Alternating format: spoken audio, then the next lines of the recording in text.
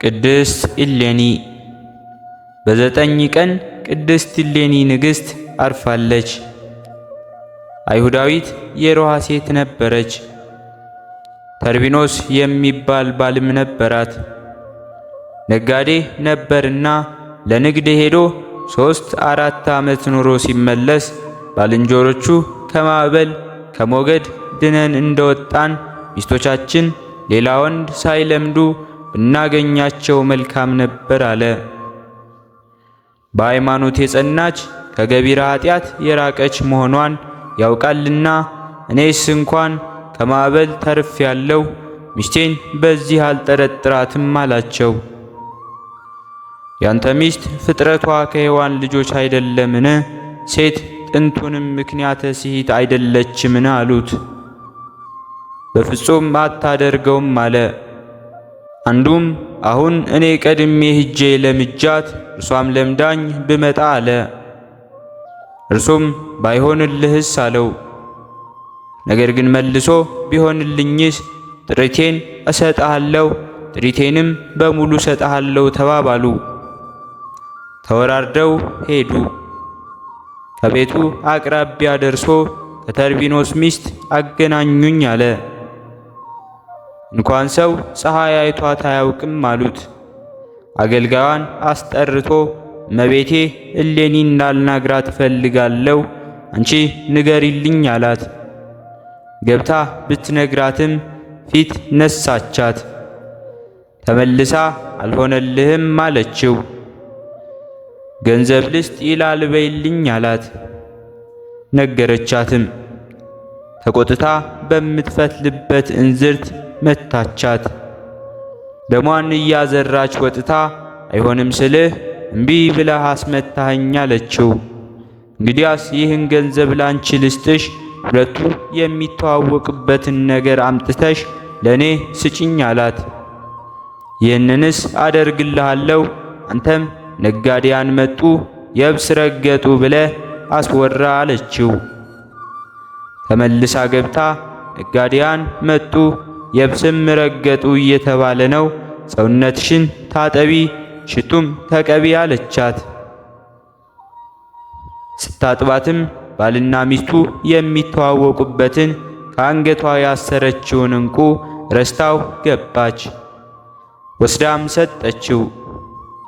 ከመደብር ሄዶ ለምጃት ለምዳኝ መጣሁ ብሎ የያዘውን ዕንቁ አሳየውና እውነት መስሎት ልመርምር ሳይል ጥሪቱን አስረክቦ ባዶ እጁን ገባ። እሌኒም ማዘኑን መቆጣቱን አይታ ወንድሜ ሆይ ምን ሆነሃል? እንደ ወትሮው ደስ አላለህም አለችው። ይህን ያህል ዘመን የደከምኩበት ጥሪቴን ማዕበል ሲወስድብኝ ምነው አላዝን አላት። ይህማ እግዚአብሔር ያየነውን ቢነሳን ያላየነውን ይሰጠን የለምን? በዚያው ላይ ከዘመዶቻችን ተበድረን እንደ ወትሮው ነግደህ እንኖራለን አለችው።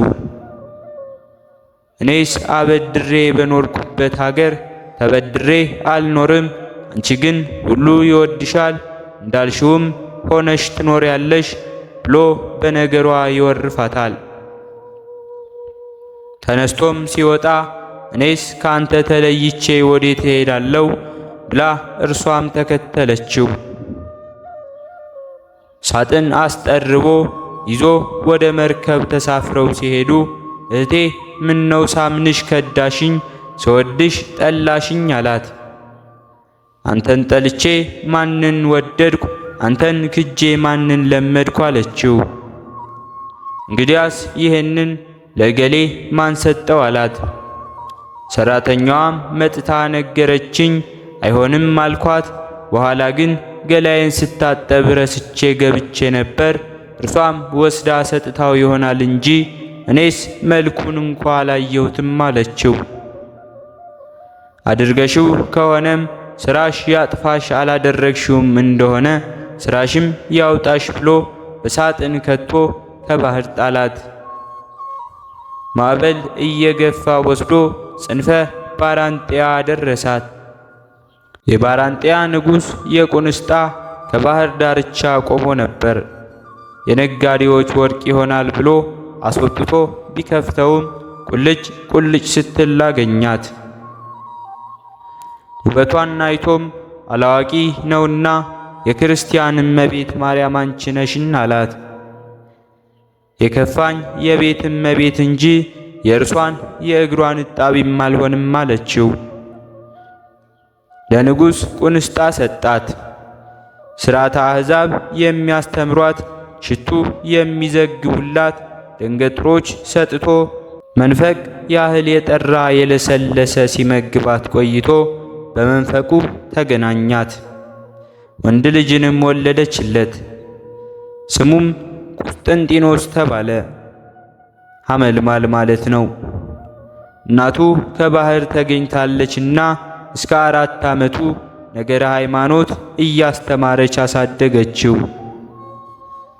ጥምቀት ግን አባቱ አረማዊ ነበርና እንዳይጣላው ብላ አላስጠመቀችውም። ወደ ሀገሯም ይዛው ከተመለሰች በኋላ አድጎ አካለ መጠን ሲደርስ ጥበቡን ኃይሉን ሰምቶ አንግሶት በ2 ዓመት አረፈ። እርሱም በበራንጢያ ዲዮቅልጥያኖስ በሮም ተከታትለው ነግሰዋል።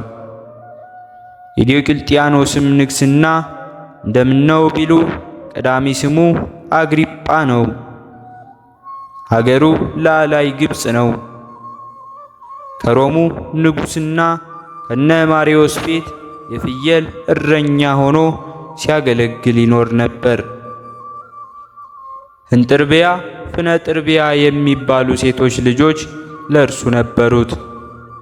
ታላቂቱም እንጥርቢያ ድምፃዊ ነበረችና ሲያንጎራጉሩ በገና ሲደረድር እየሰማች በሐጸ ዝሙት ተነደፈች።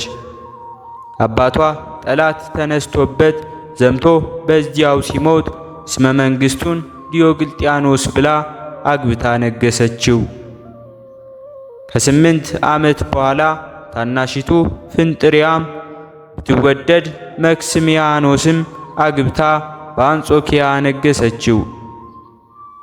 ዲዮቅልጥያኖስ በነገሰ በ20 ቆስጠንጢኖስ በነገሰ በ19 መክሲሚያኖስ በነገሰ በ8 ዓመት ዲዮቅልጥያኖስ በነገሰ በአባ ባጋጊዮስ ምክንያት የጣዖታት ቤት ይከፈቱ፣ ቤተ ክርስቲያን ይዘጋ ብሎ አወጀ። ነገረ አብያተ ክርስቲያናት ተቃጠሉ፣ መጻሕፍትም ተቀደዱ፣ ምእመናንም በግፍ ታረዱ፣ ተሰደዱም ጭምር። ኋላም ግን ዲዮቅልጥያኖስ ዓይኑን ታውሮ ተሰቃይቶ ሞቷል። መክስሚያኖስም እርሱ ድል ነስቶታል። እንደምንም ቢሉ ከሞት ከስደት የተረፉ ምእመናንን መጥተህ አድነን ብለው ላኩበት። ይህንንም ሲያወጣ ሲያወርድ ሌሊት በራእይ በዚህ ትምህርተ መስቀል ጠላትህን ታሸንፋለህ የሚል ጽሑፍ የተቀረጸበት መስቀለ ብርሃን አየ። ምን ይሆን እያለ ሲያንሰላስል የታዘዘ መልአክ መጥቶ እንዳየኸው ምስል አሰርተህ ያዝ ታሸንፈዋለህ አለው። ከዘውዱ ጀምሮ እስከ ተራ የጦር ዕቃ ድረስ መስቀል አስቀረጸ። ከዚህም በኋላ መክስሚያኖስ መጣብህ ብለውት ቢገጥመውም አሸንፎታል። መክስሚያኖስም ሲሸሽ የቴብር ወንዝ ድልድይ ተሰብሮበት ሰጥሞ በዚያ ቀርቷል። ከዚህም በኋላ ግን ሮምን አንጾኪያን ጠቅልሎ የሚገዛ እርሱ ሆኗል። አዋጁንም በአዋጁ መልሶታል። እሌኒ ቀድሞ ልጅ ሳለ ደገኛ ሃይማኖተኛ ይሆንላት ዘንድ ብፅዓት ገብታ ነበርና በዘመኑ ቀርነ ሃይማኖት ስለቆመ ደስ ብሏት ብፅዓቱን ለመፈጸም በ327 ዓመተ ምህረት ኢየሩሳሌም ወርዳ መስቀሉን ከተቀበረበት አስወጥታ አብያተ ክርስቲያናት አሰርታ በዓመቱ በ328 ዓመተ ምህረት በዚህች ዕለት ግንቦት 9 ቀን አርፋለች። ጸሎትና በረከቷ ከእኛ ጋር ትሁን ለዘላለሙ አሜን። በሁለተኛነት የምናከብረውም ነቢዩ ሳሙኤልን ነው። ሰኔ 9 ቀን ሳሙኤል ነቢይ አረፈ። ሳሙኤል ማለትም እግዚአብሔር ሰማኝ ማለት ነው። አንድም ካህን ተአማኒ ማለት ሲሆን ትውልዱ ከነገደ ኤፍሬም ነው። አባቱ ሕልቃና እናቱም ሐና ይባላሉ። የተወለደው የአረማቴም ክፍል በሆነች በመሴፋ ሲሆን የብፅዓትም ልጅ ነው። ጡት ሲተው እናቱ አፉ እህል ሳይለምድ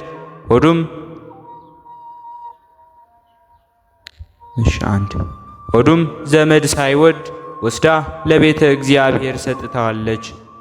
ሊቀ ካህናቱ ኤሊም ካህናቱ አፍኒንና ፊንሐስ ይባላሉ።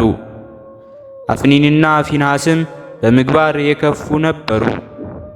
ጌታም ኤልን የልጆችህን ሥራ ቅጣ አለው። እነርሱ ተመክረው የማይመለሱ ኤሊም ከእግዚአብሔር ይልቅ ለልጆቹ አድልቶ ከሹመታቸው ልሻራቸው ከማዕረጋቸውም ላውርዳቸው የማይል ቢሆን ጌታ አስቀድሞ ለሳሙኤል በራእይ አስታውቆ ቁጣውን በሞተ እስራኤል ጀምሮ በፄዋ ጽዮን በሞተ አፍኒንና ፊንሐስ ጀምሮ በሞተ ኤሊ ፈጽሞ ሳሙኤልን ሊቀ ካህናት አድርጎ ሾመው። ክህነት ከምስፍና እንዳድርጎ ይዞ 40 ዘመን አስተዳደራቸው። ከዚህም በኋላ አረጀ። ኢዩኤልና አብያ የሚባሉ 2 ልጆች ነበሩት። ካህናት አድርጎ ሾማቸው።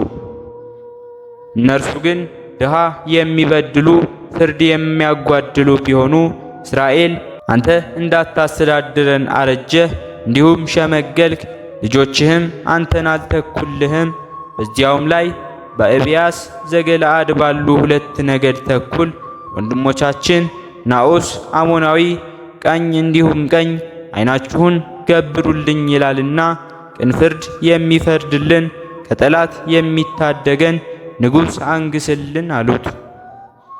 ጌታም ከሙሴ ጀምሮ እስካሁን ድረስ ካህናትን መሳፍንትን አላቸው።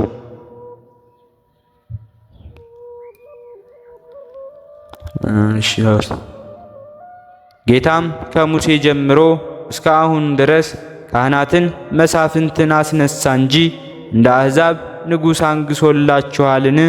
እንዲሁ ተው አይሆንም አላቸው። ጌታ ሳኦል ወልደ ቂስን ቀብቶ አንግሶላቸዋል። ለእርሱም እንዲገዙ ሥርዓት ሰርቶባቸዋል። ኋላም ሳኦል ቢበድል የእሴይ ልጅ ዳዊትን ቀብቶ አንግሶላቸዋል። ዳዊትን ከቀባ በኋላ ጥቂት ጊዜ ቆይቶ በዚህች ዕለት አርፏል። በረከቱ ረድኤቱ ከሁላችን ጋር ትሁን። ሕሊናችን በማሰባሰብ አባታችን ሆይ እንበል። አባታችን ሆይ በሰማያት የምትኖር፣ ስምህ ይቀደስ፣ መንግሥትህ ትምጣ፣ ፈቃድህ በሰማይ እንደሆነች እንዲሁም በምድር ላይ ትሁን። የዕለት እንጀራችንን ስጠን ዛሬ፣ በደላችንንም ይቅር በለን እኛም የበደልነውን ይቅር እንደምንል፣ አቤቱ ወደ ፈተናም አታግባን ከክፉ ሁሉ አድነን እንጂ መንግሥት ያንተ ናትና ኃይል፣ ክብር፣ ምስጋና ለዘላለሙ አሜን። እመቤታችን ቅድስት ድንግል ማርያም ሆይ በመልአኩ በቅዱስ ገብርኤል ሰላምታ ሰላም እንልሻለን።